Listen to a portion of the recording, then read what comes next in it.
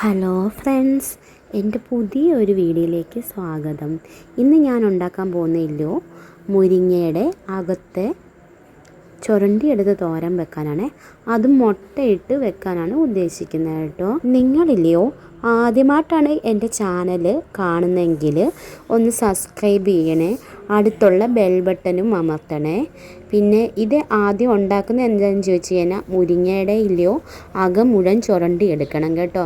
എടുക്കുമ്പോഴത്തേക്ക് ഇത് ഏകദേശം ഈ പരുവത്തിൽ കിട്ടുവേ. അതിൻ്റെ പുറം നമുക്ക് ആവശ്യമില്ല, അകം മാത്രമാണ് നമുക്ക് വേണ്ടത്. എന്നെ സഹായിക്കാൻ എൻ്റെ മോനും കൂടെയുണ്ട് കേട്ടോ. ചേരുവകൾ: സവോള അരിഞ്ഞത്, വെളുത്തുള്ളി, ജീരകം, മഞ്ഞൾപ്പൊടി, തേങ്ങ ചുരണ്ടിയത്, പിന്നെ പച്ചമുളക്, ഇവയെല്ലാം കൂടെ ചേർത്തിട്ട് നമ്മൾ ഇതിനകത്ത് അരച്ചെടുക്കണം കേട്ടോ. അരച്ചല്ല കിട്ടുന്നത്, അതിങ്ങനെ ഒരു ഈ പരുവത്തിൽ കിട്ടുവേ അപ്പോഴത്തേക്ക്. എന്നിട്ട് ഇവ ചുരണ്ടിയ മുരിങ്ങയ്ക്കായും കൂടെ ചേർത്ത് ഇളക്കിയെടുക്കണേ. കുറച്ച് ഉപ്പും കൂടെ ഇടണം കേട്ടോ. അത് ഇളക്കിയെടുത്തതിന് ശേഷമില്ലയോ നല്ലോണം തിരുമ്മിയെടുക്കണം കേട്ടോ. അതിന് ശേഷം ഒരു ചെറിയൊരു ചീനച്ചട്ടി എടുക്കുക. ചീനച്ചട്ടിക്കകത്ത് കടുക് ഇട്ട് എണ്ണ ചൂടായതിന് ശേഷം മാത്രമേ കടുക് ഇടാവുള്ളൂ കേട്ടോ. എന്നാലുള്ളൂ കടുക് പെട്ടെന്ന് പൊട്ടിത്തെറിക്കുകയുള്ളൂ കേട്ടോ. അപ്പം എണ്ണ ഇപ്പോൾ ചെറുതായിട്ടൊന്ന് ചൂടായി വരുന്നുണ്ട്. ചെറിയ കൊമ്മളകളൊക്കെ ഇങ്ങനെ കണ്ടോ. ഇപ്പം നമുക്ക് എന്നിട്ട് കടുകിടാം കേട്ടോ. കടുകിട്ടതിന് ശേഷം ഈ ഇളക്കി വെച്ചേക്കുന്ന ഈ ചേരുവകൾ എല്ലാം കൂടെ ഇടുക അതിലോട്ട്. ഇട്ട് നമ്മളൊരു തവിയിട്ട് നല്ലോണം ഇളക്കി അത് നല്ല പരുവത്തി നല്ലോണം ഇളക്കി വെക്കണേ. കാരണം വെച്ചാൽ അടി പിടിക്കരുത് കേട്ടോ. ഇത് നല്ലൊരു ചീൻചട്ടിയൊന്നും അല്ല കേട്ടോ. അതിൻ്റെ അടി പിടിക്കുന്ന ചീൻചട്ടി ആയതുകൊണ്ടാണ് ഞാൻ ഈ ഇട്ട് ഇളക്കിക്കൊണ്ടിരിക്കുന്നത്. അപ്പോൾ നല്ലോണം ഇളക്കി വെക്കുക.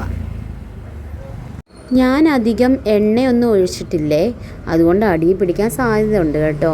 ഇങ്ങനെ കൂന കൂട്ടി വെക്കണം. കാരണം എന്ന് വെച്ചാൽ അതിൻ്റെ ഉള്ളിലെല്ലാം ഭാഗത്തും നല്ലോണം വേകാൻ വേണ്ടിയാണ് നമ്മൾ അങ്ങനെ വെക്കുന്നത് കേട്ടോ. ഇതിൻ്റെ മുകളിലൊരു അടപ്പ് വെച്ച് അടയ്ക്കാതെ, പക്ഷെ ഞാൻ അങ്ങനെ അടയ്ക്കുന്നില്ല. കാരണം വെച്ചാൽ വീഡിയോയിൽ കാണാൻ പരുവത്തിന് വേണ്ടി ഞാൻ അടയ്ക്കാതെ വെച്ചേക്കുക കേട്ടോ. അപ്പോൾ ഇതുകൊണ്ട് ഒരു ബ്രൗൺ കളറൊക്കെ ആവുന്നുണ്ട്. അപ്പോഴാണ് കണ്ടോ ഈ ഒരു കളറിലോട്ടൊക്കെ വരുമ്പോഴത്തേക്ക് നമ്മൾ അത് നല്ല രീതിയിൽ തന്നെ ഇളക്കി വെക്കുക. പക്ഷേ അതിൻ്റെ അടി പിടിച്ചിട്ടുണ്ട് കേട്ടോ. ബ്ലാക്ക് കളറിൽ പിടിച്ചുകൊണ്ടാണ് ആ ഒരു ബ്രൗണിഷ് കളർ വന്നത് കേട്ടോ. അതിന് ശേഷം നമ്മൾ ഇളക്കി വെച്ചതിന് ശേഷം അത് ഇളക്കിയിട്ട് നികത്തി ഇടണം കേട്ടോ. നികത്തി ഇടുന്നത് എന്നാന്ന് ചോദിച്ചു കഴിഞ്ഞാൽ അതിൻ്റെ എല്ലാ സൈഡിലും പിടിക്കണം കേട്ടോ, നല്ലോണം വേകണം. അതുകൊണ്ടാണ് നികത്തി ഇട്ടത് കേട്ടോ. ഞാൻ പിന്നെ ഇനി അതങ്ങ് ഇളക്കി കൊടുത്തുകൊണ്ടിരിക്കുന്നുണ്ട്. ഞാൻ അതിൽ നിന്ന് ഒരു ചെറിയൊരു കഷ്ണം എടുത്ത് തിന്ന് നോക്കുക. വെന്തെന്ന് നമുക്കറിയണമല്ലോ. അപ്പോൾ വെന്തിട്ടുണ്ട് കേട്ടോ. ഇനി നമുക്ക് മുട്ട അതിനകത്തോട്ട് പൊട്ടിച്ചൊഴിക്കണം. ഈ മുട്ടയാണ് അതിൻ്റെ ഹൈലൈറ്റ് കേട്ടോ. മുട്ട അങ്ങോട്ട് പൊട്ടിച്ചൊഴിച്ചിട്ട് വീണ്ടും നമ്മൾ ഇളക്കി കൊടുക്കണം. അത് കണ്ടോ, ഒരു മഞ്ഞ കളർ ഉണ്ണി അങ്ങോട്ട് വീണപ്പോൾ കണ്ടോ. എന്നിട്ട് നല്ല രീതിയിൽ നമ്മൾ ഇളക്കി കൊടുക്കണം. ഈ മുട്ടയും ആ തേങ്ങയും ആ വെളുത്തുള്ളിയും ആ സവോളയും എല്ലാം കൂടെ കൂടുമ്പോഴത്തേക്കും ഒരു നല്ലൊരു രുചിയാണ് നമുക്ക് വരുന്നത്. പക്ഷെ മുരിങ്ങയ്ക്കയുടെ അകത്തെ ചില മുരിങ്ങയ്ക്കയുടെ അകത്തില്ലോ ഒരു ചെറിയ കയ്പുണ്ടായിരിക്കുക. പക്ഷേ ഈ മുരിങ്ങയ്ക്ക് നല്ല മധുരമായിരുന്നു കേട്ടോ. ഞാൻ ടേസ്റ്റ് ചെയ്ത് നോക്കിയപ്പോൾ നല്ല മധുരമായിട്ടാണ് എനിക്ക് തോന്നിയത്. പിന്നെ പച്ചമുളകിൻ്റെ എരിവും കൂടെ ആകുമ്പോൾ നല്ലതാണ്. ഞാനിപ്പോൾ ഇച്ചിരി എണ്ണ ഒഴിച്ച് കൊടുത്ത് എന്നാന്ന് ചെയ്യുമോ, മുട്ട ഒഴിക്കുമ്പോൾ സാധാരണ അടി പിടിക്കും കേട്ടോ. അങ്ങനെ അടി പിടിക്കാതിരിക്കാൻ വേണ്ടിയാണ് ഞാനിപ്പോൾ എണ്ണയും കൂടെ ഒഴിച്ച് കൊടുത്തത് കേട്ടോ. അപ്പോൾ അടി പിടിക്കാതെ ഇരുന്നോളും. ഇപ്പം നമ്മൾ വെച്ച സമയത്ത് ഒരു കുറച്ചേ ഉണ്ടായിരുന്നുള്ളൂ.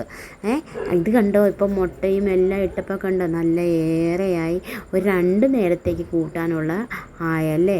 അപ്പം നിങ്ങളെല്ലാവരും ഇതൊന്ന് ട്രൈ ചെയ്ത് നോക്കണേ. Thank you guys. എൻ്റെ ഈ വീഡിയോ വാച്ച് ചെയ്തതിന് ഒരുപാട്